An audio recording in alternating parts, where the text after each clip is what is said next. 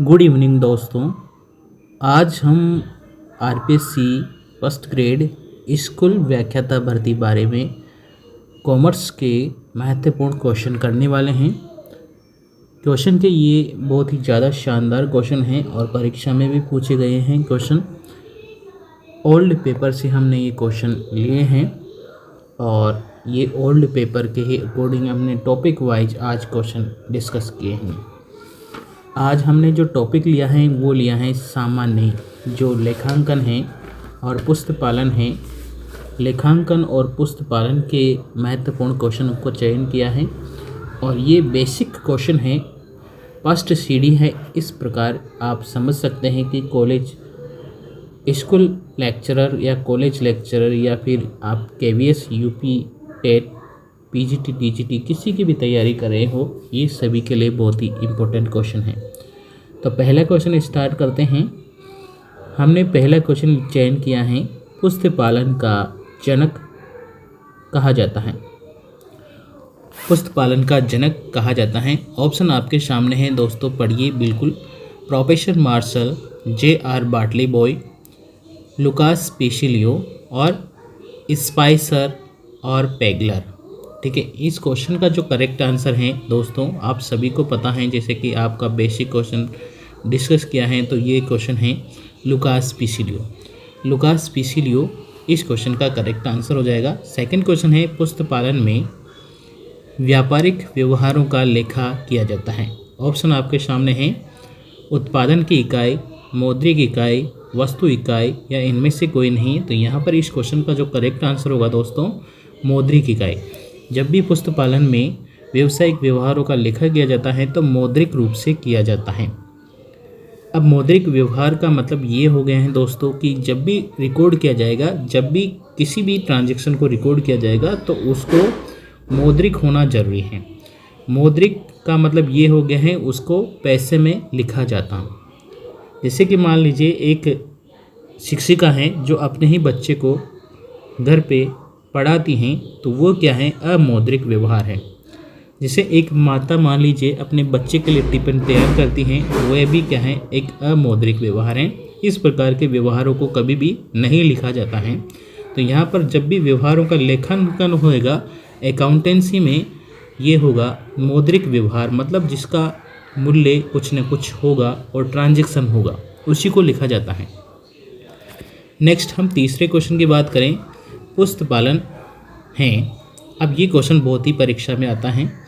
पुस्तपालन विज्ञान है, न कला है, न विज्ञान है, कला है या कला विज्ञान दोनों है। ये क्वेश्चन परीक्षा में बहुत ही बार पूछा गया है और बहुत ही बार परीक्षा में आया हुआ है और इसका राइट आंसर हो जाएगा दोस्तों, पुस्तपालन कला और विज्ञान दोनों है। नेक्स्ट हम फोर्थ क्वेश्चन के बारे में बात करते हैं, पुस्तपालन का प्रमुख कार्य। व्यापार के क्रियाकलापों को सुधारना, व्यापारिक लेन देन में लेखा पुस्तकों में लिखना, अनार्थिक उद्देश्य प्राप्त करना या आर्थिक आंकड़ों का लेखा प्रस्तुत करना। इस क्वेश्चन का जो करेक्ट आंसर होगा दोस्तों, ऑप्शन नंबर बी, व्यापारिक लेन देनों का लेखा पुस्तकों में लिखना पुस्तपालक का प्रमुख कार्य होता है। नेक्स्ट हम बात करें अगले क्वेश्चन की। क्वेश्चन नंबर 5वां है, लेखांकन में सम्मिलित नहीं है। लेखांकन में सम्मिलित नहीं है। ऑप्शन आपके सामने है। पहला ऑप्शन है, निर्मित माल की लागत ज्ञात करना, बहियों की जांच करना, संशोधन समायोजन करना, अंतिम खाते बनाना। यहाँ पर इस क्वेश्चन का जो करेक्ट आंसर होगा, लेखांकन में सम्मिलित नहीं है। अब निर्मित माल की लागत ज्ञात करना लेखांकन का ऑब्जेक्ट नहीं होता है दोस्तों। भाई ये बिल्कुल तैयार किया जाता है, उसकी जांच की जाती है, संशोधन किया जाता है, अंतिम खाते भी तैयार करता है एक अकाउंटेंट। लेकिन निर्मित माल की लागत ज्ञात करना कॉस्ट अकाउंटेंट का काम होता है, न कि लेखांकन का। कॉस्ट अकाउंटेंट के बाद की प्रक्रिया है लेखांकन, यानी कि पुस्तपालन जब खत्म हो जाएगा उसके बाद लेखांकन का प्रारंभ होगा और उसके बाद लेखांकन का कंप्लीट हो जाएगा तो उसका बाद आएगा ऑडिटिंग का कार्य। तो यहाँ पर इस क्वेश्चन का जो करेक्ट आंसर हो जाएगा, ऑप्शन नंबर 1, माल की लागत ज्ञात करना, ये लेखांकन में सम्मिलित नहीं है।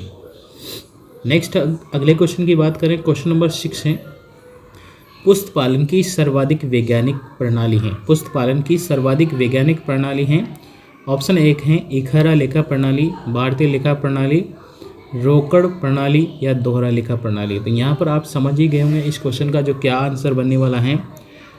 लेखांकन जो भी अकाउंटेंसी होती है वो डबल एंट्री सिस्टम पर काम करती है और डबल एंट्री सिस्टम में एक को डेबिट किया जाता है, दूसरे को क्रेडिट किया जाता है।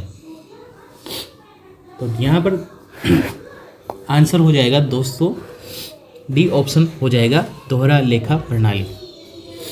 नेक्स्ट हम अगले क्वेश्चन की बात करें। दोहरा लेखा प्रणाली में खतौनी किस अवस्था में की जाती है? दोहरा लेखा प्रणाली में खतौनी किस अवस्था में की जाती है? ऑप्शन है प्रारंभिक लेखे की स्थिति में, ऑप्शन बी है सारांश में, ऑप्शन सी है वर्गीकरण में या अंतिम खाते बनाना।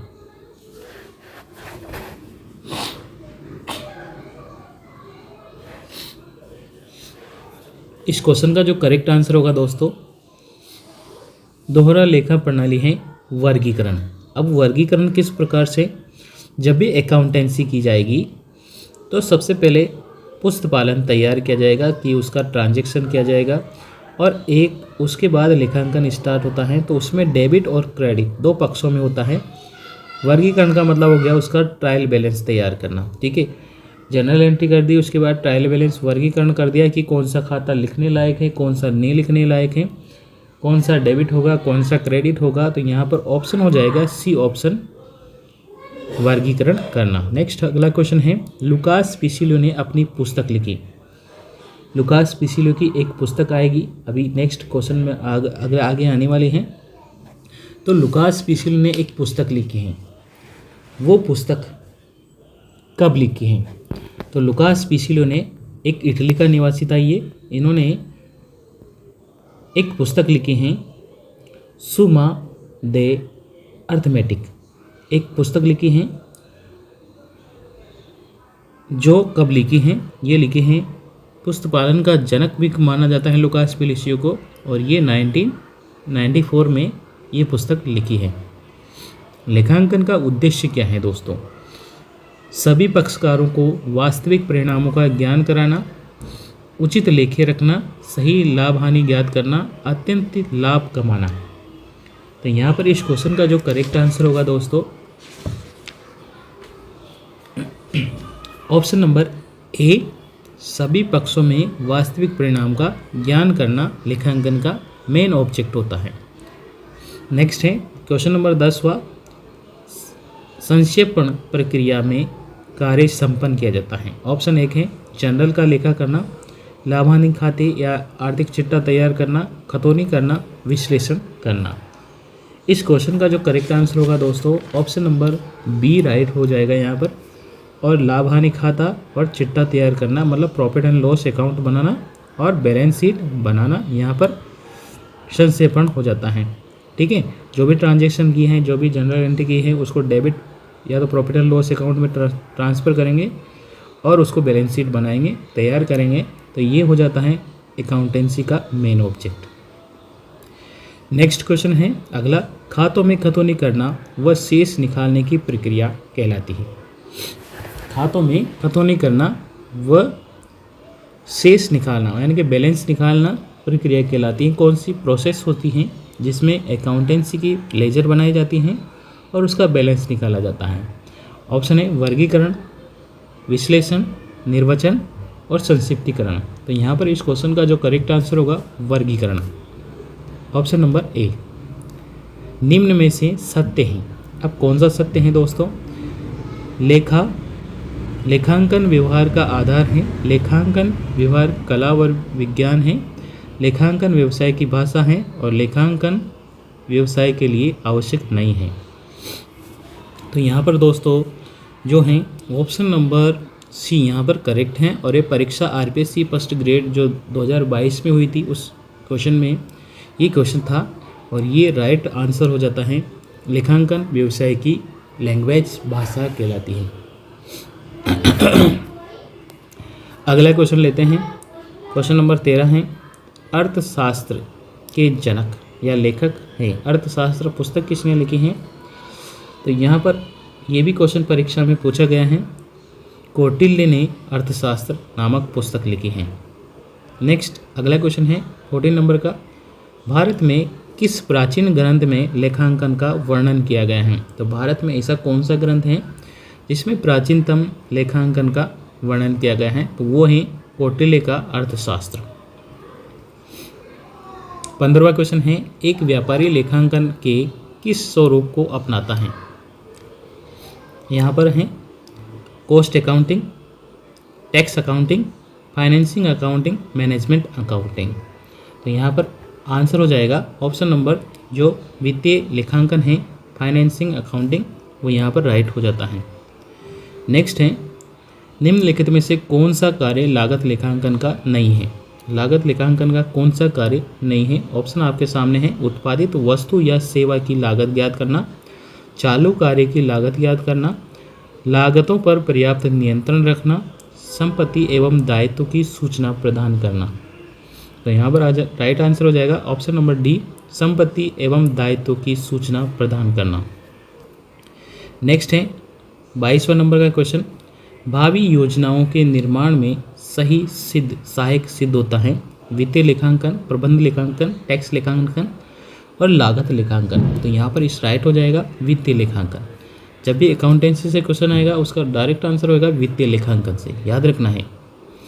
अगला क्वेश्चन है 18वां, वित्तीय लेखांकन एवं लागत लेखांकन पर आधारित हैं सामाजिक उत्तरदायित्व का लेखांकन, कर लेखांकन, प्रबंध लेखांकन, मानव संसाधन लेखांकन। तो यहाँ पर इस क्वेश्चन का जो करेक्ट आंसर होगा दोस्तों वो होगा मैनेजमेंट अकाउंटिंग। मैनेजमेंट अकाउंटिंग यहाँ पर करेक्ट हो जाता है।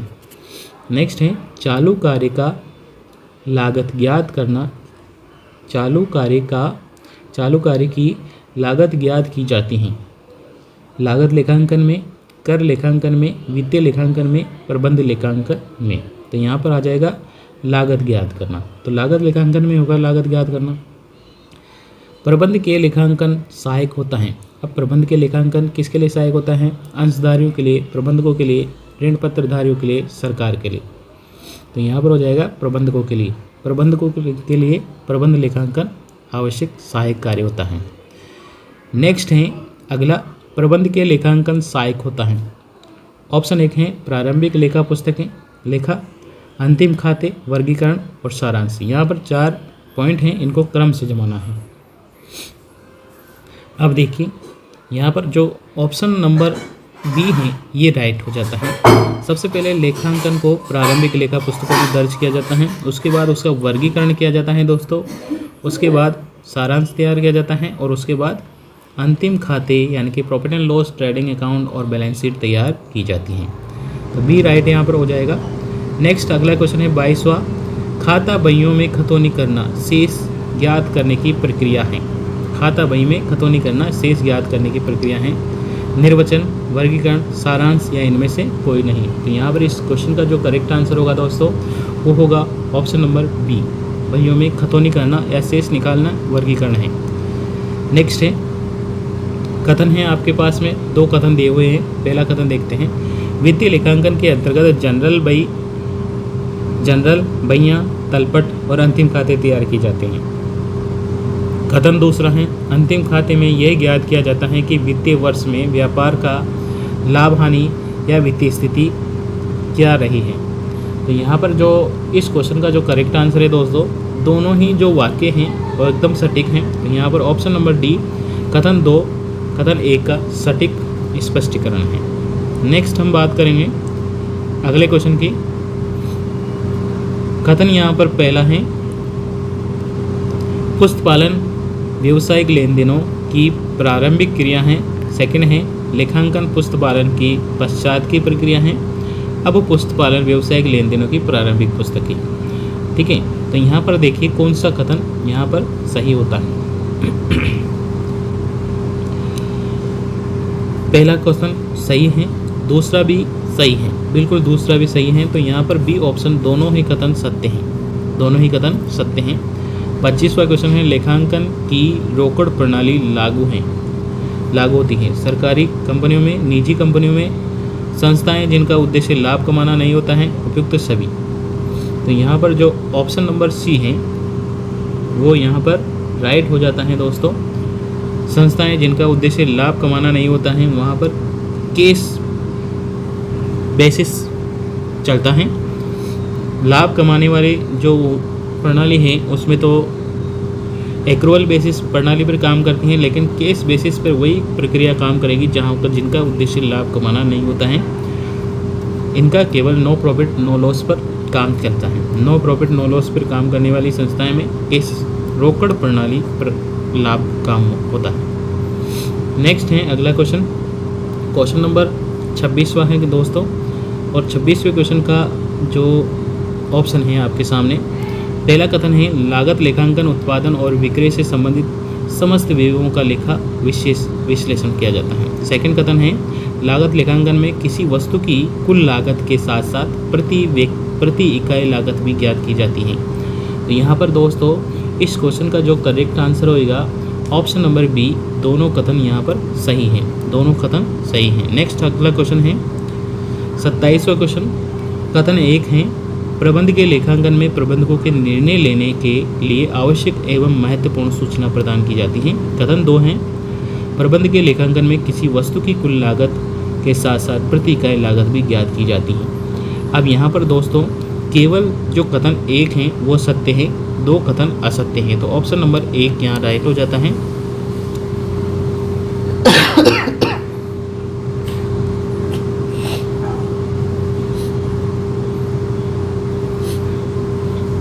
अगला क्वेश्चन लेते हैं, 28वां नंबर का क्वेश्चन लेते हैं।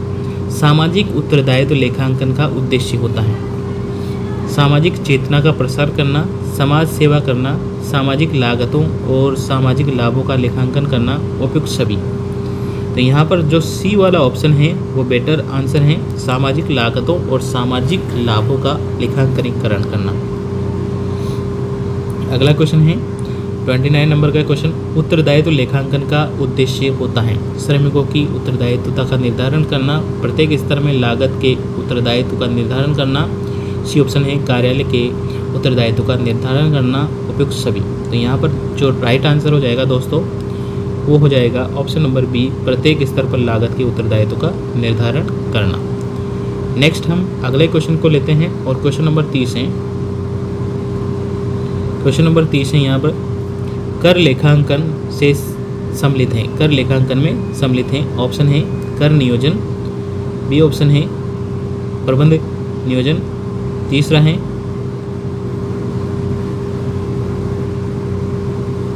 कर दायित्व का निर्धारण करना, उपयुक्त सभी। तो यहाँ पर जो क्वेश्चन का राइट आंसर होगा उपयुक्त सभी यहाँ पर राइट हो जाएगा दोस्तों। अब नेक्स्ट हम बात करते हैं अगले ऑप्शन की। 31 वाला क्वेश्चन है कर लेखांकन के अंतर्गत आता है, कर लेखांकन के अंतर्गत कौन आता है। तो यहाँ पर जो आयकर डिपार्टमेंट हैं, संपत्ति कर हैं, व्यापार कर हैं, उपयुक्त सभी, यहाँ पर सभी कर आएंगे भाई, सभी करों का लेखांकन होएगा। 32वां क्वेश्चन है मानव संसाधन लेखांकन पद्धति के अंतर्गत आता है, मानव संसाधनों के मूल्य को माप कर लेखांकन करना, मानव संसाधनों को प्रशिक्षण प्रदान करना, मानव संसाधनों की गणना करना, उपयुक्त सभी। तो यहाँ पर इस क्वेश्चन का जो करेक्ट आंसर होगा दोस्तों वो होगा ऑप्शन नंबर ए राइट है, मानव संसाधन के मूल्यों का मापन करना और लेखांकन करना। नेक्स्ट अगला क्वेश्चन है 33, मानव संसाधन लेखांकन पद्धति का संबंध है। तो यहाँ पर है भौतिक संसाधनों से संबंधित, मानव संसाधनों एवं भौतिक संसाधनों दोनों से, मानव संसाधनों से, उपयुक्त सभी। तो यहाँ पर इस क्वेश्चन का जो करेक्ट आंसर होगा दोस्तों वो हो जाएगा ऑप्शन नंबर सी, मानव संसाधनों से।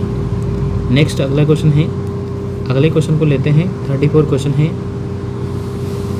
मुद्रा स्फीति लेखांकन पद्धति का संबंध है, ऐतिहासिक लागतों से, मुद्रा स्फीति के प्रभावों को समायोजित करने से, मुद्रा के क्रय शक्ति का निर्धारण करने से, उपयुक्त सभी। तो यहाँ पर इस क्वेश्चन का जो करेक्ट आंसर होगा दोस्तों मुद्रा स्फीति के प्रभावों को समायोजित करने से, ऑप्शन नंबर बी यहाँ राइट हो जाएगा। नेक्स्ट अगला क्वेश्चन है और अगले क्वेश्चन में हमें एक कोट दिया हुआ है, सम्मिलित करना है। यहाँ पर देखिए सबसे पहले आर्थिक व्यवहारों का लेखांकन, वर्गीकरण, संक्षेपण और निर्वचन, खातों की खतौनी करना, शेष निकालना, प्रारंभिक लेखे की पुस्तक के लेखांकन करना और विश्लेषण, लाभ हानि तैयार करना, हानिकर। ठीक है, तो यहाँ पर देखिए सबसे पहले जो प्रारंभिक जो आर्थिक व्यवहारों का लेखांकन है वो हमारे पास आ जाएगा और ये हो जाएगा तीसरे नंबर पे। आर्थिक व्यवहारों का लेखा होगा प्रारंभिक लेखे की पुस्तकों में। फिर उसके बाद है वर्गीकरण, और वर्गीकरण कहाँ जाएगा, ये खातों में खतौनी करना वर्गीकरण कहलाता है। संक्षेपण क्या होगा, संक्षेपण होगा अपने पास में, संक्षेपण करेंगे, लाभ हानि खाता तैयार करेंगे और बैलेंस शीट तैयार करेंगे, उसको संक्षेपण बोलेंगे। और निर्वचन लास्ट में हम क्या करेंगे, उसका विश्लेषण करेंगे। तो यहाँ पर ऑप्शन नंबर जो सी वाला है ये राइट हो जाएगा दोस्तों। पहले में 3, दूसरे में ए, 4 और 2, यहाँ पर यह करेक्ट आंसर हो जाएगा। नेक्स्ट हम 36वां क्वेश्चन है, और ये परीक्षा में बहुत ज़्यादा क्वेश्चन पूछा जाता है 36वां नंबर का। यहाँ पर अकाउंटिंग सिस्टम जो इक्वेशन है वो 13 की है, और यहाँ पर कौन सी नहीं है ऐसा पूछा है। तो देखिए संपत्ति बराबर दायित्व प्लस पूंजी होता है, संपत्ति दायित्व पूंजी, संपत्ति माइनस दायित्व बराबर पूंजी, और पूंजी बराबर संपत्ति माइनस दायित्व। देखिए पहला है संपत्ति बराबर लायबिलिटी प्लस कैपिटल, राइट है। दूसरे देखते हैं संपत्ति में से दायित्व अगर माइनस कर दें तो भी पूंजी आ जाती है, ये भी सही है। और संपत्ति में से अगर दायित्व माइनस कर दें तो भी पूंजी आ जाते हैं, ये भी सही है। तो यहाँ पर जो सी वाला बी वाला राइट है वो है बी वाला ऑप्शन राइट हो जाता है। नेक्स्ट हम बात करें कि हमारे पास में देखो एक क्वेश्चन है, एस्ट्रास्ट्रा लिमिटेड संपत्ति है 5 लाख, दायित्व है 1.5, कैपिटल निकालनी है। अब कैपिटल बराबर क्या होता है, assets minus liability, assets minus क्या होगा, लायबिलिटी। ठीक है, तो एसेट्स 5 लाख हैं और उसमें से 1.4 यानी कि माइनस कर देंगे तो यहाँ पर आ जाएगा 3.14, 3.14 यहाँ पर बी ऑप्शन यानी कि 3,60,000 यहाँ पर राइट हो जाएगा। नेक्स्ट रिलायंस लिमिटेड है, संपत्तियाँ हैं अपने पास में 67 लाख और पूंजी हैं 1976 लाख। तो दायित्व बताना है, दायित्व भी किसी प्रकार से निकालेंगे कि दायित्व भी निकालेंगे तो liability equal to assets minus capital निकालेंगे। तो यहाँ पर संपत्ति में से यानी कि 2767 में से माइनस करेंगे हम 1967। ठीक है, तो यहाँ पर 1 आ जाएगा सबसे पहले, फिर यहाँ पर आ जाएगा अपने पास में 1 आ जाएगा और यहाँ पर आ जाएगा 9, फिर यहाँ पर कितना आ जाएगा, अगर से 16 हो जाएगा, 16 में से 9 माइनस करेंगे तो यहाँ पर 8 आ जाएगा। ठीक है, 7 आ जाएगा, 7। ठीक है, तो 7 आ जाएगा यानी कि 791, यानी कि 791 ऑप्शन नंबर 1 यहाँ पर राइट हो जाता है दोस्तों। नेक्स्ट हम बात करें 39 नंबर का क्वेश्चन है, टाटा मोटर्स की जो एसेट्स हैं वो हैं 2,25,000, स्थायी संपत्तियाँ हैं 6,75,000। तो यहाँ पर संपत्ति टोटल के कितनी हो गई हैं, टोटल मिला के हो गई हैं 9 लाख हो गई हैं, 9 लाख हो गई। उसमें से ऋण है 1 लाख का, तो 1 लाख माइनस कर दिया, 9 लाख में से 1 लाख गया, कितना बचा भाई 8 लाख, और 8 लाख में से 8 लाख में से 1.5 लाख और माइनस कर दी, तो 1.5 लाख माइनस करने के बाद कितना बचेगा 6,50,000। तो यहाँ पर जो राइट आंसर हो जाएगा दोस्तों वो हो जाएगा ऑप्शन नंबर डी, यानी कि वही कहें संपत्तियाँ प्लस कर दो पहले, उसमें से ऋण माइनस कर दो और दायित्व माइनस कर दो, तो यहाँ पर कैपिटल बच जाएगी। ठीक है, नेक्स्ट अगला क्वेश्चन है 40वां, लेखांकन समीकरण लेखा पुस्तकों के नाम और क्रेडिट पक्ष में संतुष्ट हैं। सेकंड कथन है, लेखांकन के अनुसार व्यवसाय की कुल संपत्तियों का योग सदैव दायित्व के और स्वामी की पूंजी के योग के बराबर होता है। तो सेकंड वाला तो राइट है, और यहाँ पर जो तर्क हैं वो एक कथन दो का तर्क है। ठीक है, तो यहाँ पर डी ऑप्शन राइट हो जाएगा। नेक्स्ट अगला क्वेश्चन है, दोहरा लेखा प्रणाली का प्रयोग होता है। तो दोहरा लेखा प्रणाली में ये हो जाएगा सार्वजनिक उपयोगिता वाली जो कंपनी होती हैं और निगम होते हैं उनके लिए होता है, ऑप्शन नंबर 1 राइट हो जाता है। नेक्स्ट है, भारतीय बही खाता प्रणाली में किस भाषा का प्रयोग किया जाता है। तो जो अकाउंटिंग सिस्टम होगा उसमें किस लैंग्वेज का यूज किया जाता है, कौन सी लैंग्वेज यहाँ पर सही हो जाएगी। तो यहाँ पर हो जाएगा किसी भी भारतीय भाषा का प्रयोग किया जा सकता है। भारतीय बही खाता प्रणाली किस प्रणाली के सिद्धांतों पर आधारित है? ये डबल एंट्री सिस्टम, जो भी भारतीय जो बही खाता प्रणाली है वह किस प्रणाली पर आधारित है? तो डबल एंट्री सिस्टम पर आधारित होती है दोस्तों। Institute of chartered accountant of India की स्थापना कब हुई है? तो ये भी आपको याद रखना है, ये हुई है 1949 में दोस्तों। 1949 यहाँ पर डी ऑप्शन राइट है।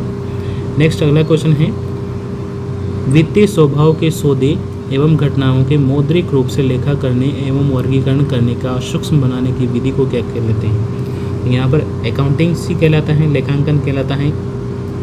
ऑप्शन नंबर बी राइट है। दोहरा लेखा प्रणाली पर आधारित पुस्तक पालन का सर्वप्रथम वर्गीकरण किसने किया था? तो ये भी लुकास पिसिलियो आ जाएगा यहाँ पर right, Lucas Pisilio. Option number B right हो जाएगा। नेक्स्ट है अगला क्वेश्चन, लेखांकन को आधुनिक रूप से परिभाषित करने का काम सर्वप्रथम किया गया है।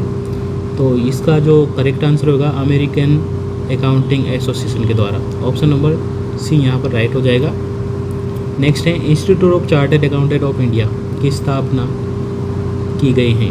तो इंस्टीट्यूट ऑफ चार्टर्ड अकाउंटेंट की स्थापना, यहाँ पर जो ऑप्शन आपके सामने दे रखे हैं सभी के सभी गलत हैं। ऑप्शन नंबर डी राइट है। सर मनमोहन सिंह सभी के सभी गलत हैं यहाँ पर दोस्तों। नेक्स्ट हम बात करते हैं 49, पुस्तक पालन व्यवसायिक व्यापारिक एवं अन्य शोधों की मुद्रा के रूप में लिखने को कला को कहते हैं? पुस्तक पालन, तो ये परिभाषा किसकी है ये बताया कि पुस्तक पालन व्यापारिक एवं अन्य शोधों को मौद्रिक रूप से लिखने की कला को पुस्तक पालन कहते हैं। तो ये किसने कहा है? ये कहा है स्पेंसर ने। ये परीक्षा आरपीएससी फर्स्ट ग्रेड में पूछा गया क्वेश्चन है। निम्न में से कौन सा पुस्तक पालन में एकल प्रस्तुति तंत्र के अंतर्गत समाहित है? तो यहाँ पर ऑप्शन नंबर जो सी है ये राइट हो जाता है। तो आज हमने टोटल मिला के 50 क्वेश्चन किए हैं दोस्तों। सभी के सभी बहुत ही ज़्यादा महत्वपूर्ण प्रश्न हैं और आज भी आगे भी हम ऐसे ही सेशन लाते रहेंगे आपके लिए। और जो भी इम्पोर्टेंट क्वेश्चन हैं, देखिए कि कॉमर्स में बहुत सारे कम क्वेश्चन करवाने वाले होते हैं, यूट्यूब पर में बहुत कम मिलेंगे आपको। और हम यहाँ पर सभी के सभी हिंदी में आपको समझाएंगे, इंग्लिश वाले भी क्वेश्चन यहाँ पर लेकर आएंगे।